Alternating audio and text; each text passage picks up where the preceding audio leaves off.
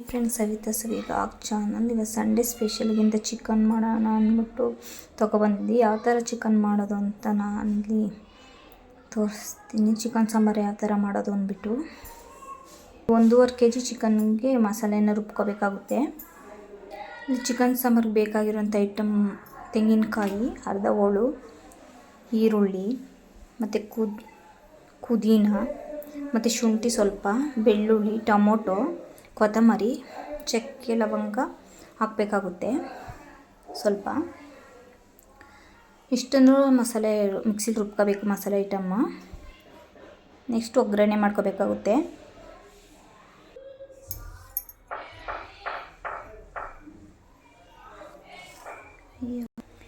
ಇಲ್ಲಿ ಮಿಕ್ಸಿಗೆ ಹಾಕೋಕ್ಕೆ ಶುಂಠಿ, ಬೆಳ್ಳುಳ್ಳಿ, ಕೊತ್ತಂಬರಿ, ಪುದೀನ ಮತ್ತು ಟೊಮೊಟೊ, ಚಕ್ಕೆ, ಲವಂಗ, ತೆಂಗಿನಕಾಯನ್ನು ಹಾಕ್ಕೊಂಡಿದ್ದೀನಿ. ಸೊ ಇವಾಗ ಮಿಕ್ಸಿಲಿ ರುಬ್ಕೋಬೇಕಾಗುತ್ತೆ. ಮಸಾಲೆಯನ್ನು ರುಬ್ಬಿಟ್ಕೊಂಡಿದ್ದೀನಿ ಫ್ರೆಂಡ್ಸ್. ಇವಾಗ ಒಗ್ಗರಣೆ ಮಾಡ್ಕೋಬೇಕಾಗುತ್ತೆ. ಕುಕ್ಕರನ್ನಿಟ್ಟು ಫಸ್ಟ್ ಚಿಕನನ್ನು ಒಂದು 6 ವಿಷಲ್ ಕೂಗಿಸ್ಕೋಬೇಕು ಒಗ್ಗರಣೆಯಲ್ಲಿ. ಗ್ಯಾಸ್ ಸ್ಟವನ್ನು ಅಂಟಿಸ್ತಾ ಇದ್ದೀನಿ. ಕುಕ್ಕರನ್ನು ಇಡಬೇಕಾಗುತ್ತೆ.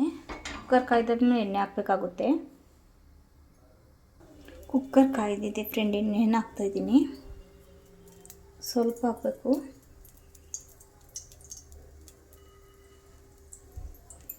ಎಣ್ಣೆ ಕಾಯ್ದಾದ್ಮೇಲೆ ಈರುಳ್ಳಿಯನ್ನು ಹಾಕಬೇಕಾಗುತ್ತೆ.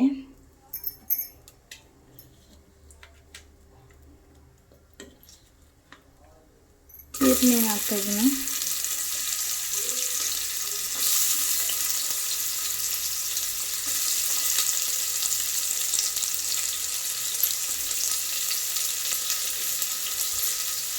ಸ್ವಲ್ಪ ಬೇಯಬೇಕಾಗುತ್ತೆ ಎಣ್ಣೆಲಿ ಈರುಳ್ಳಿ.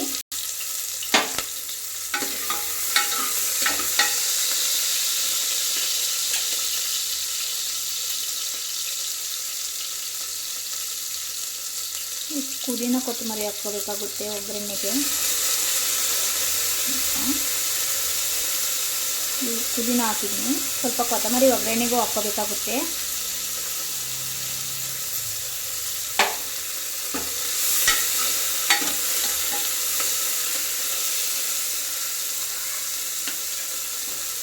ನೆಕ್ಸ್ಟ್ ಟೊಮೊಟೊ ಹಾಕಬೇಕಾಗುತ್ತೆ.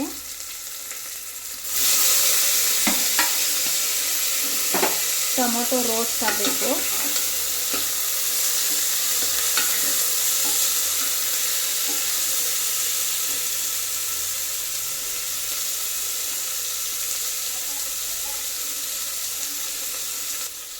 ಸ್ವಲ್ಪ ಅರಿಶಿಣವನ್ನು ಹಾಕಬೇಕಾಗುತ್ತೆ. ಚಿಕನ್ ಸ್ಮೆಲ್ಲೆಲ್ಲ ಹೋಗ್ಬೇಕಲ್ಲ, ಅದಕ್ಕೋಸ್ಕರ. ಇವಾಗ ಚಿಕನನ್ನು ಹಾಕಬೇಕಾಗುತ್ತೆ.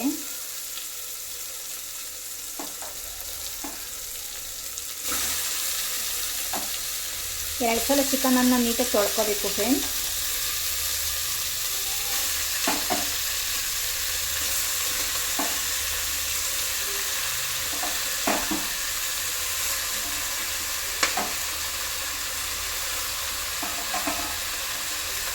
ಒಂದು ರೌಂಡ್ ತಿರುಗಿಸ್ಬೇಕಾಗುತ್ತೆ. ಈ ಥರ ಬಂದಿದೆ ಫ್ರೆಂಡ್. ಒಂದು ಅರ್ಧ ಸ್ಪೂನು ಕಲ್ಲುಪ್ಪನ್ನು ಹಾಕಬೇಕಾಗುತ್ತೆ ಒಗ್ಗರಣೆಗೆ. ಒಂದು 6 ವಿಷಲ್ ಬರೆಸ್ಬೇಕಾಗುತ್ತೆ.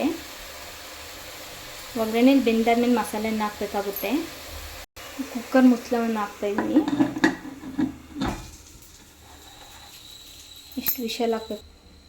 ವಿಷಲನ್ನು ಹಾಕ್ತಾಯಿದ್ದೀನಿ.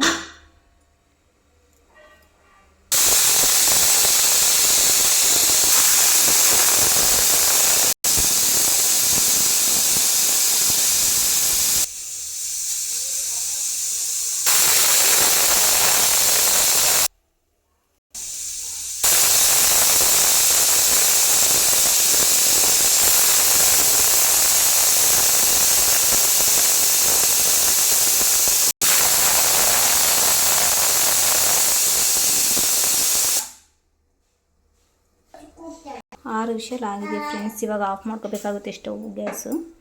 ವಿಷಲ್ ಹೋದ್ಮೇಲೆ ಕ್ಯಾಪನ್ನು ಓಪನ್ ಮಾಡ್ಕೋಬೇಕಾಗುತ್ತೆ. ನೆಕ್ಸ್ಟ್ ಮಸಾಲೆ ಹಾಕಬೇಕಾಗುತ್ತೆ ಫ್ರೆಂಡ್ಸ್. ವಿಷಲ್ ಹೋಗಿರುತ್ತೆ. ಓಪನ್ ಮಾಡೋಣ ಕ್ಯಾಪನ್ನು. ಕ್ಯಾಪನ್ನು ಓಪನ್ ಮಾಡ್ತಾಯಿದ್ದೀನಿ ಇವಾಗ. ಈ ಥರ ಬೆಂದಿರಬೇಕು, ನೀರೆಲ್ಲ ಇದಾಗಿರಬೇಕು ಫ್ರೆಂಡ್, ಡ್ರೈ ಆಗಿರಬೇಕಾಗುತ್ತೆ. ಇಷ್ಟು ಮಸಾಲೆಯನ್ನು ಹಾಕ್ತಾಯಿದ್ದೀನಿ.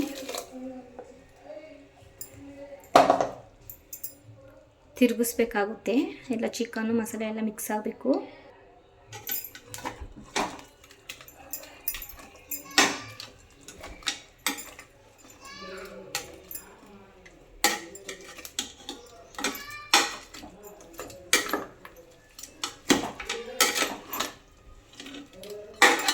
ಮಿಕ್ಸ್ ಆದಾದಮೇಲೆ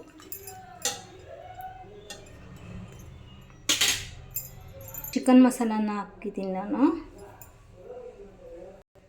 ನೆಕ್ಸ್ಟ್ ಧನಿಯದ ಪುಡಿಯನ್ನು ಸ್ವಲ್ಪ ಹಾಕಬೇಕಾಗುತ್ತೆ. ಖಾರದ ಪುಡಿ, ಚಿಲ್ಲಿ ಪೌಡ್ರ್ ಹಾಕಬೇಕಾಗುತ್ತೆ. ನೆಕ್ಸ್ಟು ನಮಗೆ ಎಷ್ಟು ಬೇಕೋ ಅಷ್ಟು ಹಾಕೋಬೋದು ಚಿಲ್ಲಿ ಪೌಡ್ರು. ಫಸ್ಟು ನಾನು ಚಿಕನ್ ಮಸಾಲನ ಹಾಕ್ತೆ, ಮತ್ತು ಧನಿಯದ ಪುಡಿ ಹಾಕ್ತೆ, ಮತ್ತು ಇವಾಗ ಚಿಲ್ಲಿ ಪೌಡ್ರ್ ಹಾಕ್ತಾಯಿದ್ದೀನಿ. ನಿಮ್ಗೆ ಎಷ್ಟು ಬೇಕೋ ಅಷ್ಟು ಹಾಕೋಬೋದು.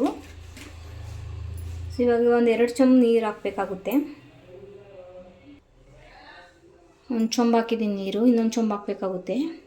ನಾನು ಮೊಟ್ಟೆ ಕೋಳಿ ತೊಗೊಬಂದಿರೋದು, ಸೊ ಹಂಗಂದ್ರೆ ಫಾರಮ್ ಕೋಳಿ ಅಂತ. ಬಾಯ್ಲರ್ ಆದರೆ ಬೇಗ ಬೇಯುತ್ತೆ, ಫಾರಮ್ ಕೋಳಿ ಲೇಟು. ಸೊ ಇಲ್ಲಿ ಇನ್ನೊಂದು ಚೊಂಬು ನೀರನ್ನು ಹಾಕ್ತಾಯಿದ್ದೀನಿ.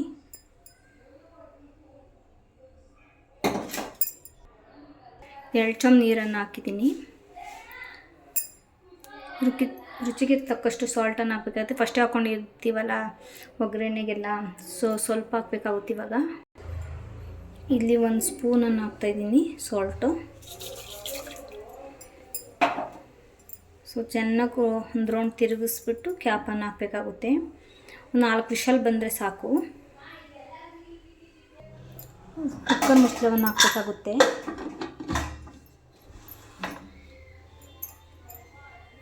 ಗ್ಯಾಸ್ ಸ್ಟವನ್ನು ಅಂಟಿಸ್ಕೋಬೇಕಾಗುತ್ತೆ.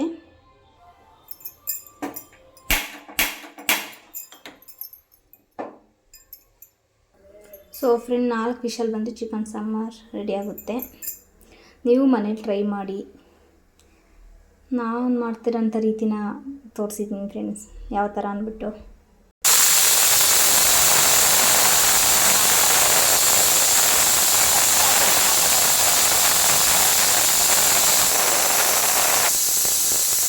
ಕ್ಯಾಪನ್ನು ಓಪನ್ ಮಾಡ್ಕೋಬೇಕಾಗುತ್ತೆ ಫ್ರೆಂಡ್. ಬೆಂದಿದ್ದರೆ ನೋಡೋಣ ಯಾವ ಥರ ಬಂದಿದೆ ಅಂತ.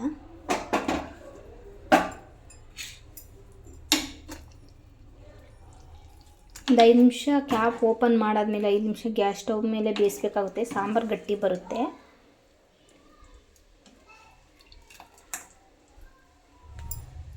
ನಾನು ಫಸ್ಟು ಮೊಟ್ಟೆ ಗುದಿ ಮತ್ತು ಗುಂಡಿಗೆಕಾಯಿ ಹಾಕಿರಲಿಲ್ಲ. ಲಾಸ್ಟ್ ಸಾಂಬಾರು ಆದಮೇಲೆ ಹಾಕಿದ್ರೆ ಚೆನ್ನಾಗಿರುತ್ತೆ, ಇಲ್ಲ ಕದ್ಲುಕೊಬಿಡುತ್ತೆ. ಮೊಟ್ಟೆ ಗುದಿನ ಲಾಸ್ಟ್ಗೆ ಹಾಕಿದ್ರೇ ಚೆನ್ನಾಗಿರುತ್ತೆ, ಇಲ್ಲಾಂದರೆ ಸಾಂಬಾರಲ್ಲೆಲ್ಲ ಮಿಕ್ಸ್ ಆಗಿಬಿಡುತ್ತೆ. ಗುಂಡಿಗೆಕಾಯಿನೂ ಅಷ್ಟೇ ಲಾಸ್ಟಲ್ಲಿ ಬೇಯಿಸ್ಕೋಬೇಕಾಗುತ್ತೆ. ಒಂದು 5 ನಿಮಿಷ ಬೇಯಿಸ್ಕೊಂಡ್ರೆ ಸಾಕಾಗುತ್ತೆ.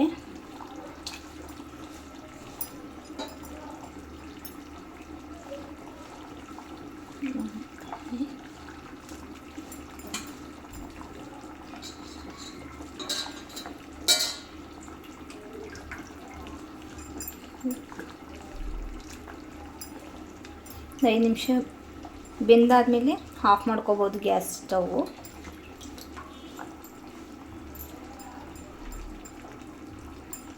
ನೀವು ಮನೆ ಟ್ರೈ ಮಾಡಿ ಫ್ರೆಂಡ್. ಈ ವಿಡಿಯೋ ಲೈಕ್ ಆದರೆ ಲೈಕ್ ಮಾಡಿ, ಕಮೆಂಟ್ಸ್ ಮಾಡಿ, ಶೇರ್ ಮಾಡಿ, ಹಾಗೆ ಸಬ್ಸ್ಕ್ರೈಬರ್ಸ್ ಮಾಡ್ಕೊಳ್ಳಿ ಫ್ರೆಂಡ್. ಒಂದು 5 ಮಿನಿಟ್ಸ್ ಆಗಿದೆ, ಸ್ಟವ್ವನ್ನು ಆಫ್ ಮಾಡ್ಕೊಳೋಣ. ಬೆಂದಿರುತ್ತೆ.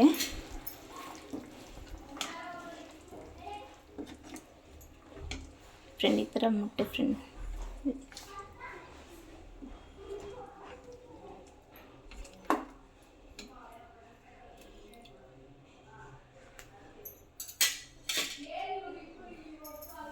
Thank you friends.